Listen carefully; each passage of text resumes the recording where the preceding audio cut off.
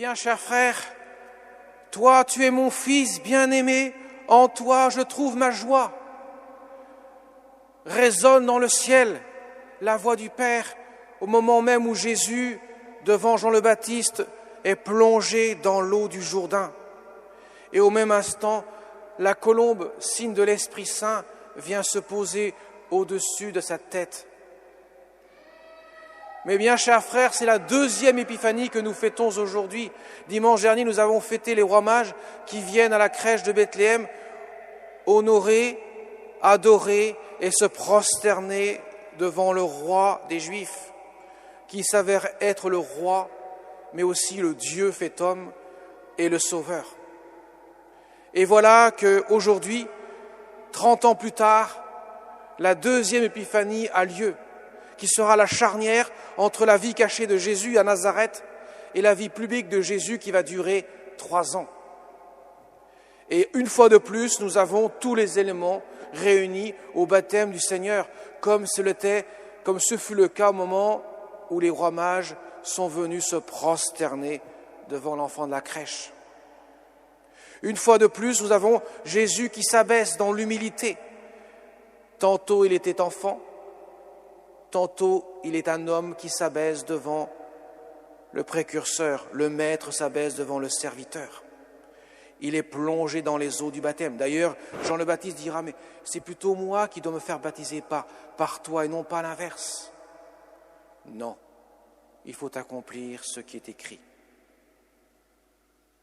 C'est par l'humilité du Dieu fait homme qu'il va révéler une fois de plus sa divinité.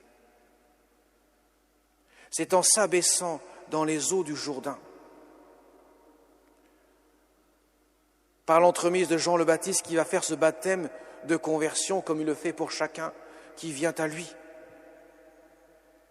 C'est comme cela que Jésus va révéler, ou plutôt le Père va révéler l'identité de son Fils. Tu es mon Fils bien-aimé. C'est quand Jésus s'abaisse pour prendre le poids de tous les péchés de tous les hommes, puisque en descendant dans les eaux, il va rendre justice en prenant tout sur lui pour que nous puissions être justifiés devant le Père, en prenant toutes nos souffrances, tous nos péchés, les souffrances étant les conséquences des péchés, soit les péchés personnels, soit les péchés originels. Il prend tout cela sur lui pour l'anéantir dans sa mort. Tel est le signe du baptême que Émeline et Julie vont recevoir dans quelques mois. Elles seront plongées dans la mort du Christ pour pouvoir se relever dans la résurrection du Christ. Jésus, ainsi prenant tout sur lui, va anéantir dans sa propre mort le poids de nos péchés. Tel est le signe même du baptême que Jésus vient inaugurer avec le baptême dans le Jourdain. Bien sûr, ce n'est pas le baptême sacramentel qu'il a institué pour tout homme lorsqu'il dira « Allez de toutes les nations, baptisez-les au nom du Père et du Fils et du Saint-Esprit ». Là, il s'agit du baptême de Jean le Baptiste, mais à l'occasion même, il va montrer qu'il vient donner les prémices de ce que sera le baptême qu'il va consommer sur la croix, puisque la mort et la résurrection du Christ sont l'aboutissement de sa mission. Comme nous l'avions vu avec les mages, la myrrhe, qui signifie clairement que le Christ sera mis au tombeau pour mourir sur la croix et donner sa vie. Donc l'humilité est présente au baptême du Seigneur, comme ce fut le cas pour la crèche. Et voilà que cet homme-là, ce n'est pas lui qui va dire « Je suis le Fils de Dieu ». C'est le Père. Pour la première fois, la voix du Père se fait entendre dans le ciel. « Celui-ci est mon Fils bien-aimé. En lui, en toi, je trouve ma joie. En lui, j'ai mis tout mon amour. » Le Père authentifie son Fils. Il témoigne pour son Fils, car le témoignage de lui-même ne serait pas bon. Il faut qu'un autre me rende témoignage. C'est le Père qui me rend témoignage, comme Jésus le dira aussi aux pharisiens et aux sadducéens lorsqu'ils ne croiront pas qu'il est le Fils de Dieu. Si vous ne croyez pas en moi, croyez au moins dans les œuvres que j'accomplis, car ce sont les œuvres du Père, les œuvres qui ont été inscrites dans les Écritures. Si je guéris les malades, si je chasse les possédés, les démons des possédés, si j'annonce l'évangile aux pauvres, c'est donc que l'Écriture s'accomplit, c'est donc que le Messie est devant vous en chair et en os. Mais les pharisiens, bouchés au niveau des oreilles, du cœur, ne l'entendront pas de la sorte. Tu prétends être Dieu et tu n'es qu'un homme. Voilà pourquoi nous disons que tu blasphèmes. Ils ne peuvent pas comprendre que c'est sous le voile de l'humilité, le voile de l'abaissement, que Dieu vient sauver l'homme de l'orgueil dans lequel il était tombé. Dieu fait à l'inverse ce qu'a fait Adam et Ève, ce qu'ont fait Adam et Ève. Par l'orgueil, ils se sont éloignés de Dieu. Vous serez comme des dieux qui connaissent le bien et le mal. Jésus choisit l'humilité, au contraire, Dieu s'abaisse pour relever l'homme tombé dans la déchéance. Et c'est par la proclamation de la vérité, lui, Jésus, qui dira « Je suis le chemin, la vérité et la vie », qui chassera l'erreur, le mensonge de nos cœurs. Vous serez comme des dieux qui connaissent le bien et le mal. Mensonge du démon qui a fait chuter Adam et Ève. Voilà que ainsi le Père révèle qui est son Fils. Et pour la première fois, nous avons une manifestation de la Sainte Trinité. Le Père parle. Le Fils est baptisé par Jean le Baptiste, le précurseur, le dernier des prophètes. Et la colombe, signe de l'Esprit Saint, comme nous le dit saint Luc dans l'Évangile, repose sur la tête de Jésus. C'est lui qui a reçu l'onction. Vous savez que Christ, Messie, veut dire avoir reçu l'onction. Le Saint-Esprit est celui-même qui signifie cela, recevoir l'onction de Dieu. Lorsque le jeune baptisé sort des eaux, lorsque ce sera le cas pour Emeline et Julie, elles recevront aussitôt après le baptême l'onction du Saint-Crème, le signe même de l'Esprit Saint qui vient imprimer tout leur être de sa présence, devenant ainsi le temple de Dieu. Car Dieu est venu habiter non pas un temple de pierre. Le temple de pierre à Jérusalem n'était qu'une figure du véritable temple de Dieu qu'est le Christ, et aussi nous, par adoption filiale, le temple que nous sommes, le temple de Dieu que nous sommes.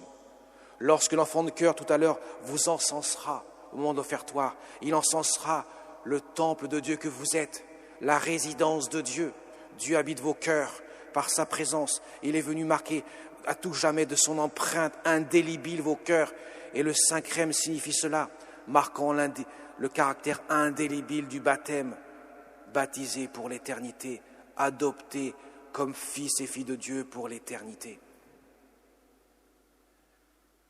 Mais Jésus, lui, Dieu éternel, puisqu'il est la deuxième personne de la Sainte Trinité, est envoyé en mission conjointement avec le Saint-Esprit, celui qui vient sanctifier les cœurs. Le Christ parle à l'intelligence de nos cœurs, le Saint-Esprit vient aider nos volontés à l'accueillir. Car nous ne pouvons pas parler, comme dira saint Paul, nous ne pouvons même pas dire « Abba, Père » sans que l'Esprit Saint soit là pour nous aider à le dire. C'est l'Esprit Saint qui révèle à nos cœurs qui est Dieu. C'est l'Esprit Saint qui nous aide à proclamer notre foi et à en vivre. Vous voyez, mes chers amis, tout est là, à cette deuxième épiphanie. Tout est dit, à 30 ans d'écart entre l'épiphanie des mages et l'épiphanie du baptême du Seigneur. Tout est redit. Jésus pourra commencer sa mission. Il a été authentifié. Et il pourra commencer à parler en tant que fils de Dieu. Il pourra même dire devant les pharisiens incrédules, « Avant qu'Abraham fût, je suis ». Il prononcera le nom divin, « Je suis », le nom qu'on ne prononce même plus, qu'on remplace par Adonai. Je suis, c'est Yahvé, n'est plus prononcé par les Juifs. On remplace par Adonai. C'est le tétragramme, le nom saint qu'on ne prononce pas, tant il est saint. Et Jésus ose dire « Je suis ». Là, bien sûr, tout sera à son comble. Malgré les œuvres accomplies que Jésus accomplira, les cœurs s'endurciront pour ceux qui refuseront. Mais par contre, pour les petits, pour les prostituées, les publicains, les païens, les pécheurs, ceux qui sont considérés comme des parias, ceux-là, avec leur cœur humble, ouvert, seront dans la joie, dans l'exultation de la joie. Mes chers amis, Jésus est venu pour confondre les orgueilleux, les suffisants, et pour révéler aux humbles la promesse qu'il a donnée de faire part à son royaume pour l'éternité. Ainsi, le baptême du Seigneur est l'inauguration du règne de Dieu. D'ailleurs, juste après, Jésus partira au désert pour subir la tentation. Il repoussera le démon à 3 reprises. Enfin, les 3 grandes tentations seront repoussées. Et après, il commencera à annoncer, choisir bien sûr ses disciples qui deviendront ses apôtres, et à commencer à annoncer « Le règne de Dieu est parmi vous ». Il est là, mes chers amis. Il est là, le règne de Dieu. Et bien sûr, le règne de Dieu, c'est lui-même. C'est lui qui vient accomplir sa mission. Je suis le règne de Dieu. Je viens révéler à vos cœurs que désormais, les temps derniers sont arrivés. Je viens vous donner ce que vos cœurs aspirent, ce que vos cœurs demandent. Eux, ces cœurs qui ont soif et faim d'absolu, je viens vous révéler cela. La nourriture que je vous donne, je vous la donne aujourd'hui pour que vous puissiez vivre de ma vie. Voilà ce que dira Jésus, voilà ce que fera Jésus, voilà ce que le baptême de Jésus permet d'inaugurer. Et bien sûr, il y a celle qui est dans l'ombre, qu'on voit très peu. Saint Luc en parle de temps en temps. Elle est là. Elle est sans cesse en train de méditer et de contempler les événements, les paroles de son Fils bien-aimé. Elle est celle qui nourrit jour après jour son cœur de l'amour de Dieu. Mes chers amis, il faut la prier, car c'est elle qui est la clé de l'humilité. La Vierge Marie. Si vous priez la Sainte Vierge, si vous priez votre chapelet, vous grandirez en humilité. Avec le cœur, bien sûr, il faut le prier avec le cœur. Mais si la Sainte Vierge Marie est un peu absente, on a plus de mal à gravir ces chemins. Voilà pourquoi le Père de Montfort dira « Le plus court chemin pour aller à Dieu, c'est de passer par Marie. » Parce qu'elle nous aide vraiment. Elle nous facilite le travail. C'est une maman dans le ciel qui nous aime comme elle aime chacun de ses enfants que nous sommes, puisque Jésus nous l'a donné pour mère. Femme, voici ton fils. Alors il faut demander son aide, mes chers amis. Elle est venue aider les enfants de Fatima à prier. Dites votre chapelet tous les jours, mes enfants. Priez, offrez vos petits sacrifices. Le ciel est bientôt pour vous. Et le ciel, c'est la joie de l'éternité. Elle est là. Elle a invité les enfants à Pontmain. Nous l'avons fêté le 150e anniversaire il y a 1 an. Elle est là pour nous révéler que son Fils se laisse toucher. Priez, mes enfants, mon Fils se laisse toucher. Touché par sa miséricorde. Elle est là aussi à Lourdes pour révéler à Bernadette que par la prière, elle connaîtra la joie de Dieu. Je ne vous promets pas le bonheur en ce monde, mais dans l'autre, dit la Vierge Marie à Bernadette. Elle est celle qui vraiment nous indique le chemin. Elle est celle qui nous guide sur la route, dans notre pèlerinage terrestre, pour aller boire aux sources de la vie éternelle. Alors mes chers amis, c'est le placement le plus sûr qui soit. La Vierge Marie. Même les banques ne peuvent pas en faire autant. Le placement, il est sûr. Aucun placement en banque est sûr. Celui-ci est sûr. Vous la priez, elle vous conduira au ciel. Elle vous tient par la main, elle vous emmènera au ciel. Elle, bien sûr, avec la douceur et avec la persuasion d'une maman. Alors, ne l'oubliez pas, elle ne vous oubliera pas. Amen.